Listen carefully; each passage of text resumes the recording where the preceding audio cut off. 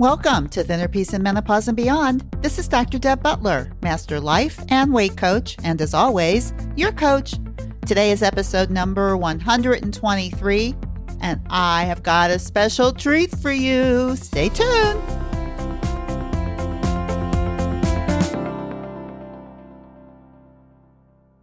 Hello, all my dear friends. How are you today? It's a beautiful day in paradise, beautiful summer day in St. Louis, Missouri. I have something really special for you today, and I know I say that a lot, but I'm going to say it again. But I have a very dear friend and colleague. Her name is Jill Farmer, and I call her the master, the mistress, or the queen of time, because she is. And she's written a book called There's Not Enough Time and Other Lies That We Tell Ourselves. And I have her on this show today to talk to you about your mind problems about not having enough time. Because I know for most of you, because I talk to a lot of you, the reason that you think you are overweight is because you don't have time to take care of yourself.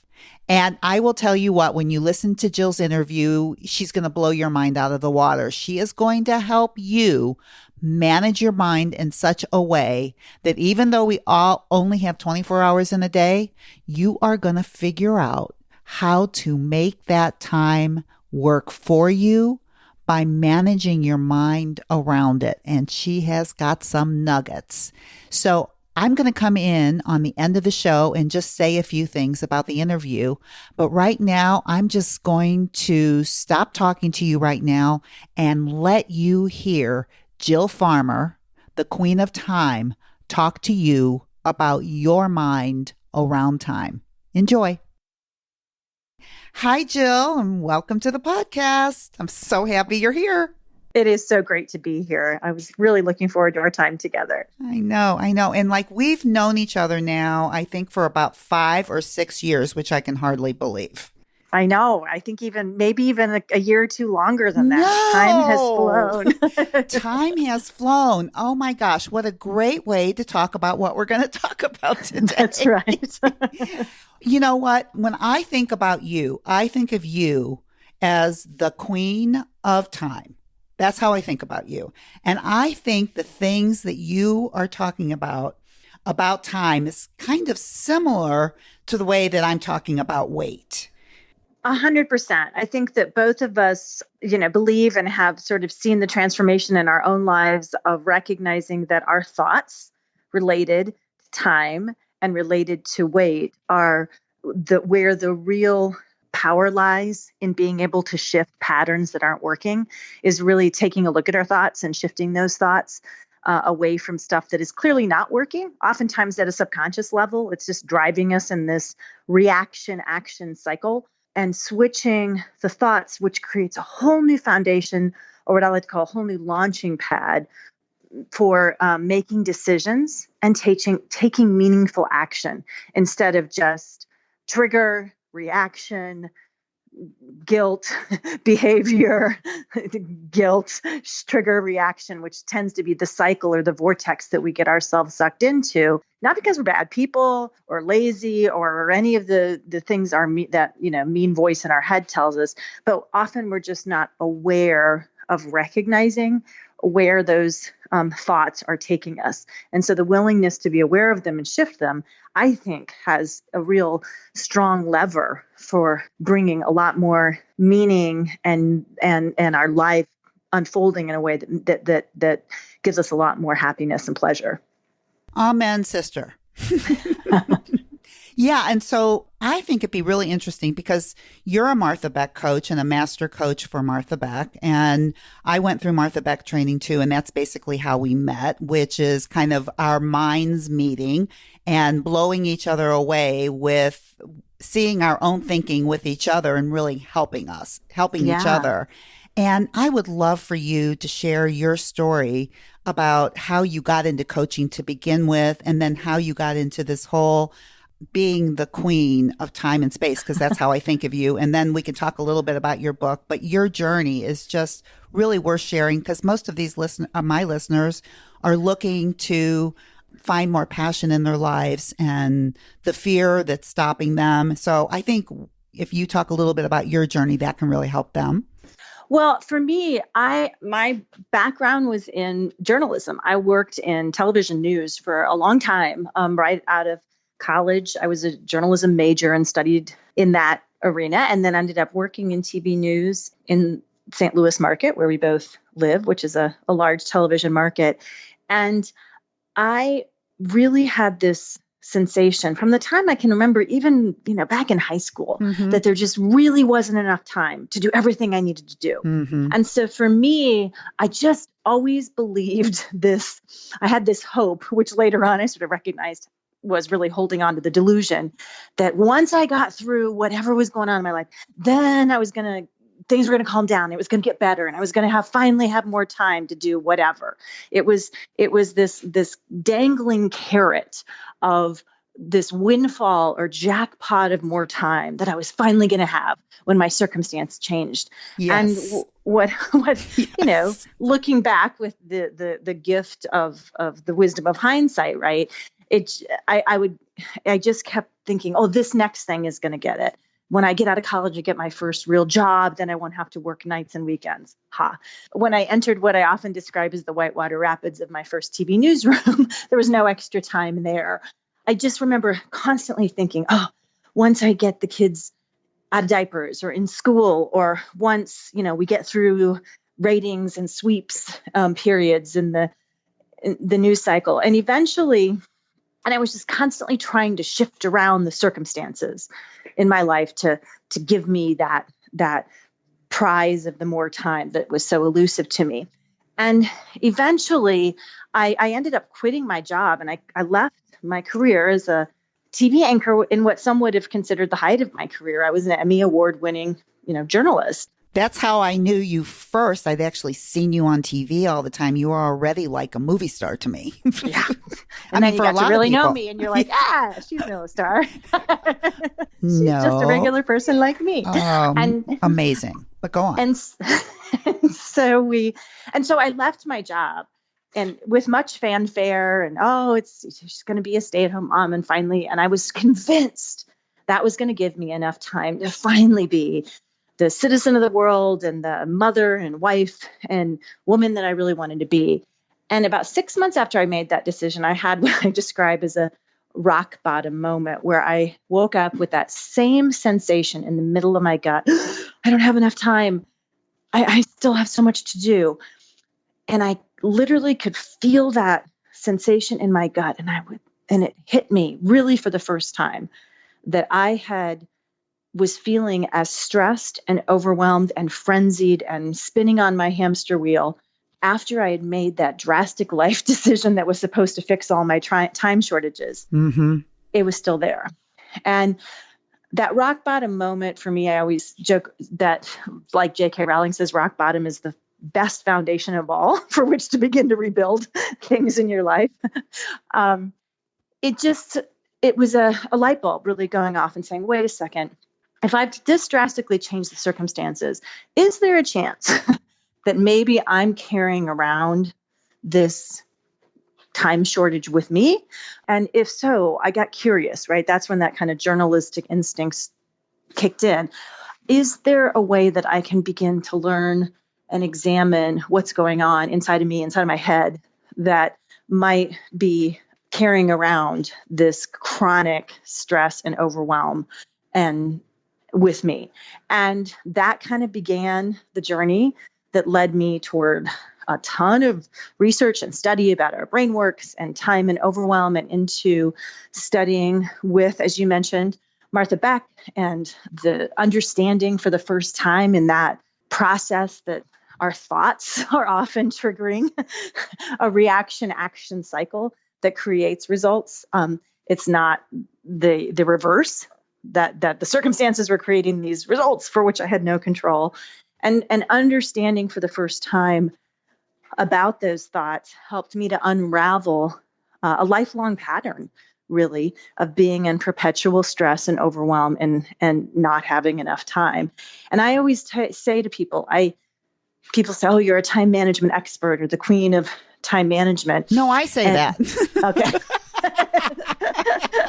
I have to laugh a little bit because it's like, this is not something I teach because I was just one of those people that always kind of knew how to get stuff done in the shortest amount of time. This was definitely my hero's journey, if you will. And it continues to be, and it has given me the greatest peace and freedom. It ended so much of the suffering that was just part of my life and the stress that I had just come to think was how you had to live when you were a busy working mom, with kids. And so that's become my passion over the last 7 or 8 years, is being able to share some of these ideas with other people so that they can unravel some of that stress in their own lives. That is just such a beautiful story. And it just reminds me, it kind of makes me kind of think of myself a little bit, that when I was dealing with my weight and I just thought if I could just change something in my life, I could get my weight under control. And it wasn't until I realized that, I take myself wherever I go. And until I can change what's going on in my own mind wherever I go, everything else is not going to change until that happens. And that's kind of exactly what you're saying too, is that you figured out that piece, which is the mind piece, the mindset that is changing everything. And now you're helping other people do the same thing, because it's amazing to me how many of my clients or people, listeners on my podcast, the main thing that they'll say is, I don't know how, I don't have enough time to make myself a priority. I have way too much to do. Can you help me? And I think I would love for you to address that, because all of these listeners who are listening now, I know all have that story inside of their head that they just have way too much to do and way too many responsibilities. And when that all gets taken care of, then they'll have time to take care of themselves. Right. I know it. We just all are waiting. Again, we're waiting for exactly. That. It's like the lottery of that more time finally. Yeah. And the thing about that is I run into people all the time, or I go speak to a group at a corporation or at a, convention, and people will come up afterwards and say, you know what, I retired, or my spouse is retired, or my mom's retired. And I have this terrible dark secret. I'm still as stressed out and overwhelmed as I've ever been. So so here's, people are at this time in life when they want to be celebrating their autonomy around their choices and time. And as you said, they've carried themselves with them into that circumstance, which was supposed to be the freedom. And so that's the invitation I have, is to take the freedom around time and stress and overwhelm to wherever you are now. And the most important, the single most important way to do that is to begin to change the reaction action cycle that's taking place in our heads every day, if we're not aware of it, around time. And so people say, oh, okay, how do I do that? And that's the question. How do I do that? It's like, tell me what to do. It's what to do. Right. And it is actually very simple, right? Because those time shortages, our time stress, is coming from our most primal, primitive brain part, the amygdala, the part that delivers those fight or flight, the lizard brain, you're short on, you're under threat messages. And it's part that stopped really developing once we got to, say age 5 or 6. It's a part that has no sophisticated ability, cognitive ability, like the neocortex. It simply can tell you in a very unsophisticated, and by the way, not very accurate or healthy way necessarily, that you're under threat enough that the rest of your brain is supposed to kick in. But a lot of times we're just getting those signals, danger, alert, threat. And then we what neuroscientists call amygdala hijack, or my favorite, cranial abduction takes place. Love that. Where we literally start acting without thinking, right? There's not enough time. Yes. Okay. So then I'm going to get all freaked out, start to feel a host of what we'll call unhelpful thoughts. I feel anxious. I feel frustrated. I feel hopeless. I feel frenzied. How does that make me act? It makes me short, or what we might describe as uncollaborative, right? In organizational psychology, uncollaborative, unresourceful. We tend to get our focus just goes crazy in terms of scattered all over the place, or we get hyper focused on something that has nothing to do with anything that matters, right? The joke I always tell is when I'm under time pressure or stress, how I know I'm in fight or flight mode is I'll have something important to be doing and I'm in my kitchen alphabetizing my recipe cards and I don't cook, right? So I'm hyper focused on something, but it just isn't anything that really matters. Exactly. And I think like as you're saying that, it makes me think of the people that are listening to this is they're in the kitchen and they're looking for something to eat. Right. Right. It's just automatic, right? It's that reaction action cycle. Yeah. We think the thought, we have the feeling that's pretty unhelpful, but it's primal. I'm scared, I'm angry, I'm frustrated. Then we take the action, which the result is nothing gets done or nothing that matters gets done, which takes us in the opposite direction we want to go when we can really look at it. But it also creates a nice little loop or circle to prove, see, I don't have enough time. I don't have enough time, which makes me scared, angry, frustrated, uncollaborative, unfocused, unproductive, inefficient. Oh, therefore, I get to keep believing the thought. There's really not enough time. That's right. And so it's like our thoughts create the evidence of our results, and our results create the evidence of our thinking, and it becomes a cycle. Right. I call it the time-sucking vortex, or it's like we're just flushing our time right down the toilet. Which is the most common vortex. I'm sitting here writing notes all over the place. It's that time-sucking vortex that we all have in our house that we can visualize. And so the good news is when we're talking about that really primal, primitive part of the brain, the way to change what's happening there is quite simple. And the most powerful way is to notice. I notice I'm having there's not enough time thought again. In the act of noticing, if I was hooked up to brain imaging technology or a functional MRI machine, instead of just having those two little almond-shaped things in the very back of our brain, the amygdala lighting up. Yes. With those danger alert signals, my whole brain would light up, right? The neocortex, the part that's good at problem solving instead of just problem stalling or panicking. The problem that part of my brain that can engage in what some of the brightest psychological minds of the modern era, people like Martin Seligman and Carol Dweck, call a growth mindset instead of a fixed mindset. Yes. Because we know people that have a growth mindset are more successful, happier, achieve more, because instead of looking at every problem as this dastardly obstacle that keeps them stuck, they look at it with curiosity and the ability to move around the obstacle. That's a growth mindset. So that's what we're doing here by noticing there's not enough time, and that thought that really takes us in the opposite direction we want to go, which, by the way, isn't technically true, right? Because the number of hours in a day, 24. For everybody, right? For everybody.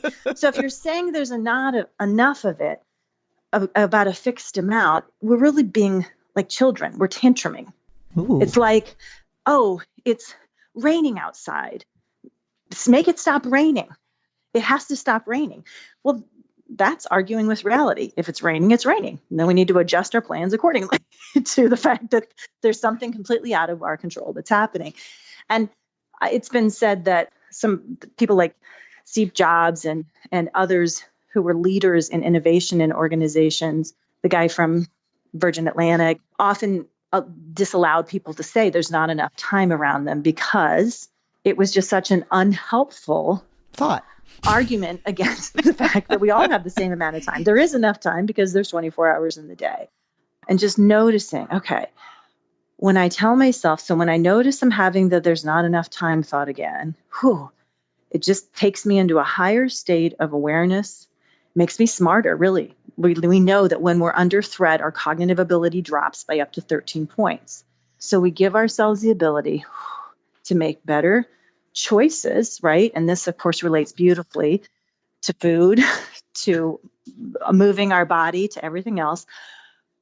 I notice I'm having there's not enough time thought, or, the whatever thought around I'm too busy, there's too much to do.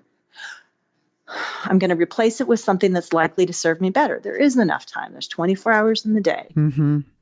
And then the third thing that I invite people to do is to be aware of another pattern that we shift into, which is to try to get moving and take action by scaring ourselves into action. I have to do this, and then I have to do that. Yeah. And then I have to do that. Because have to connotes survival, right? Our brain receives and reacts to that word similarly to the way an animal reacts when it's in a cage. Mm-hmm.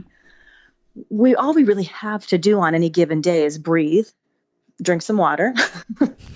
Everything else is a choice. Now, it is true that making those choices, the consequences of not making a lot of choices in a given day would stink. So that it is important for us to make choices. And it's not like the consequences of the choice wouldn't be there. But telling ourselves we have to do things in that sort of frenzied, hyper reactive state is not really helpful, and it's not really the truth. I'm choosing to do this today puts us back in our adult shoes, right? Instead of that reactionary, childlike, victim-y place. And a lot of times what we're choosing to do is something that we actually get to do. And we know the brain can't feel fear and gratitude at the same time.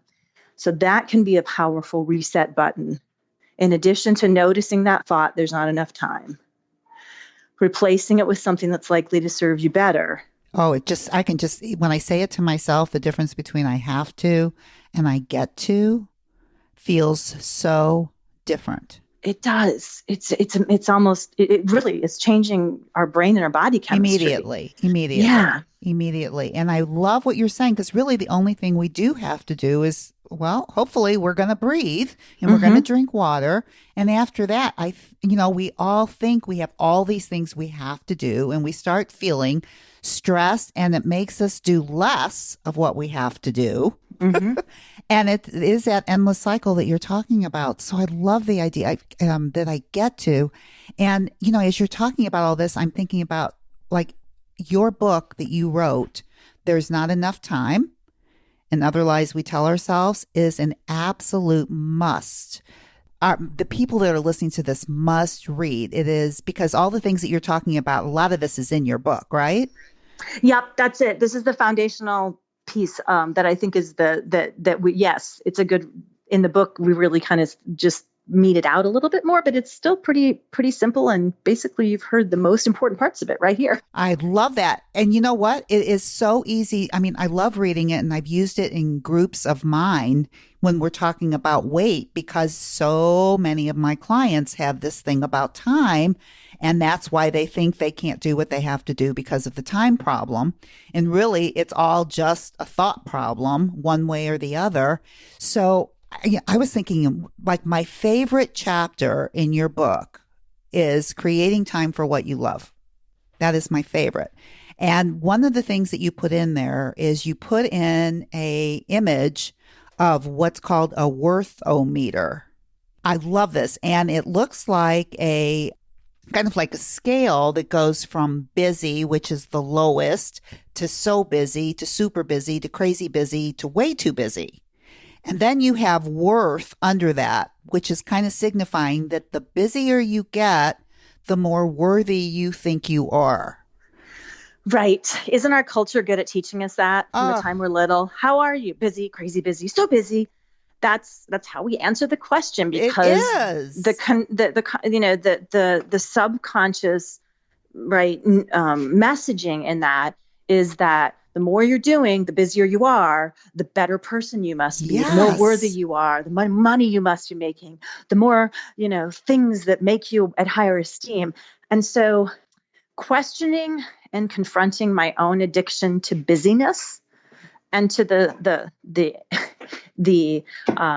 image of being busy and therefore worthwhile, and really facing that and then deconstructing the lie that was underneath it, that busyness makes me better or worthier, has also been a very powerful shift. It feels icky at first when it's like, what do you mean I'm not supposed to be busy? Or what do you mean that busyness is not a good thing? Because we have so much tied into that, back to the Protestant work ethic back to the pilgrims, the idle hands make you weak. But really being daring to question that norm, I think the gift of that is that your life gets a lot richer and more meaningful. Mm-hmm. I think being willing to question busyness as anything other than a distraction that's pulling you away to what matters delivers some really deep and powerful benefits. Oh my gosh. So I think of that, and you have written here, like you were just talking about the thoughts that we think that create some of this, like the busier I am, the better I am. Mm-hmm. Or if I'm not busy, I'm not doing enough. I mean, these are just thoughts that I just want people to be aware of that might be running through their minds that are just thoughts, and they are choices in terms of what you think. Like, just because you think that doesn't make it true. And what you've been talking about is the whole idea of questioning what's running up there. Yeah, you just said it, sister. I mean, that's it. That's the point, is being willing to not fight with or argue or beat ourselves up, but just to notice and to wonder from a place of loving curiosity. Loving curiosity, yes. And a commitment to ourselves and the fact that we deserve to have a wholehearted, healthy, meaningful life. To be willing to say, if that thought, there's not enough time, I should be doing more, is not serving me and has just created years, decades of stress and overwhelm and disconnection and shortness and frustration and fury, even with those I love. What if I try on something different, even just for a few seconds to start today? What if for just a few seconds I can believe there is enough time? I have choices. What do I get to do? What do I get to do? I just love that. Going from what do I have to do to what do I get to do?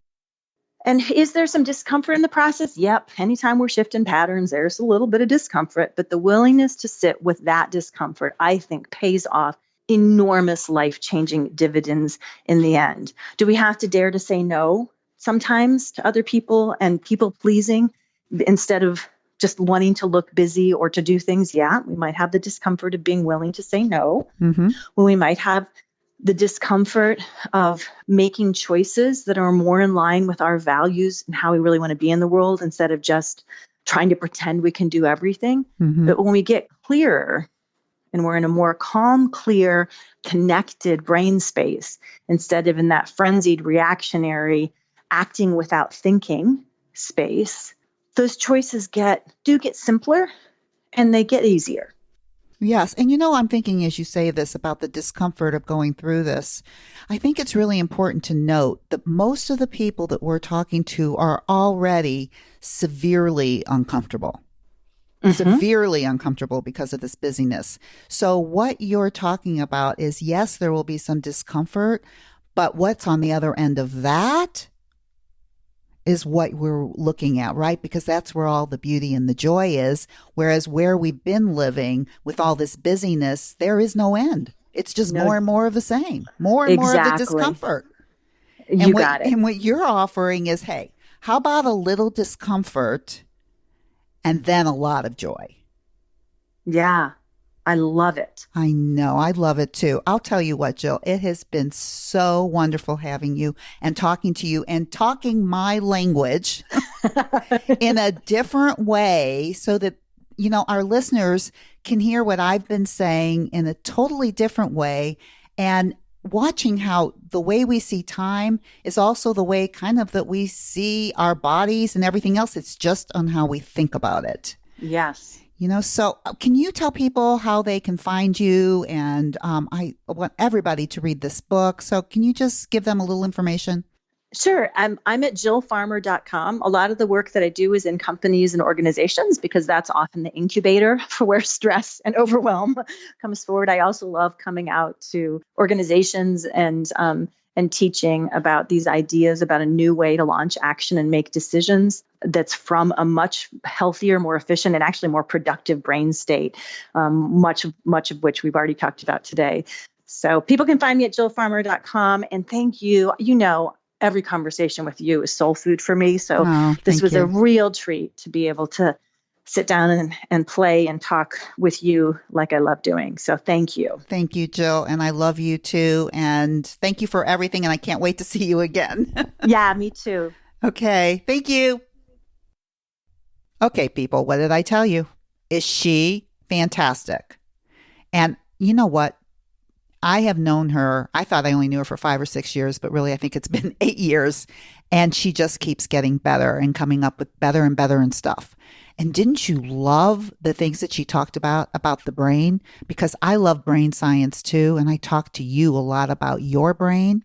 So I hope that helped you understand that part of your brain that you think makes you do irresistible things. We talk a lot about urges, but she's talking about the same thing in a different way about that primitive part of your brain and what you think it makes you do and how to help yourself think about it or overcome it or observe it in a different way so that you can become much more peaceful in your day around whatever it is you're doing.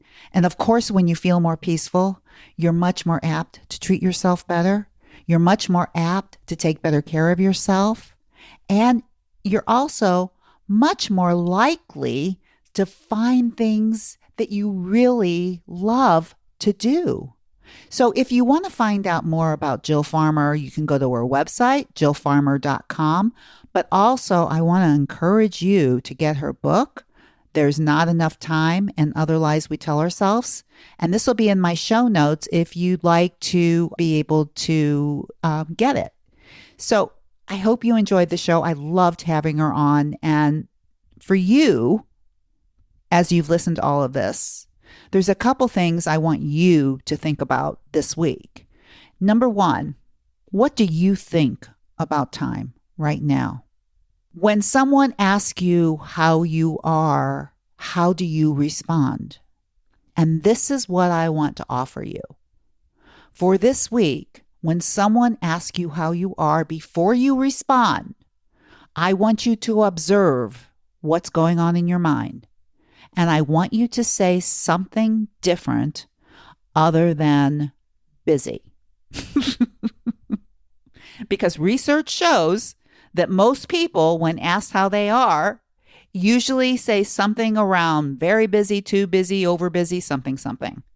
And like Jill talked about in the interview and also in her book, is that somehow we in this culture connect busyness with worthiness. And you know what? That does not make a lot of sense. So this week, somebody asks you how you are, whatever you say, don't say, I'm too busy. Say something and think about this that will not only make you feel better inside of you, and it's also true. Like, for instance, when people ask my husband, how are you? Guess what he says every single time? I'm living the dream. That's what he says every single time. And I'll tell you what. Number one, it makes me and anybody who hears it laugh and relax. But more than anything, it helps him relax. And it also helps him see how he is living the dream every day. So that's what I want to encourage you to do as you go about this week. And the other thing I want you to really think about is, what is your mind thinking on a regular basis? Do you know? What I find as I work with more and more clients and talk to a lot of you in my mini sessions is that you really love the tools that I teach you, but when it comes to understanding your own mind, that's difficult. So that's the difference between learning the tools that I teach and applying them. If you find that you have trouble applying the tools that I teach, then maybe you need to do the next step, which is to hire a coach who is good with working with thoughts in the mind that are not serving you. And I think you know who that coach may be. If this interests you, you know I offer many sessions where you can talk to me for 30 minutes at no charge, and I will help you see what you cannot see for yourself that will help you feel better and do better and get better results. And also, of course, if you talk to me, I will tell you about this amazing individual program that I have created and updated in the last 3 months. I will tell you about that too. And of course, you can do it or not do it. Either way, it's okay with me. But I promise you, when you hang up that phone, you will not feel the same. And the other thing that I want to say before I get off the phone or get off the podcast with you today is, I can't leave without this. And Jill insinuated this too about kindness. Kindness and curiosity. When you become more curious about what is going on around you without punishment, you're able to see things in a much more observatory way. And when you are kinder to yourself, you automatically feel better. So, for next week, I want you to be very, very kind to yourself. Bye-bye, and see you next week. I would like to invite you to correspond with Dr. Deborah. Go to iTunes, drdebbutler.com/iTunes. And you can review the show, and you can even give some helpful suggestions on what you would like to talk about in the future to accomplish your mindfulness and your journey into mindfulness. Thank you.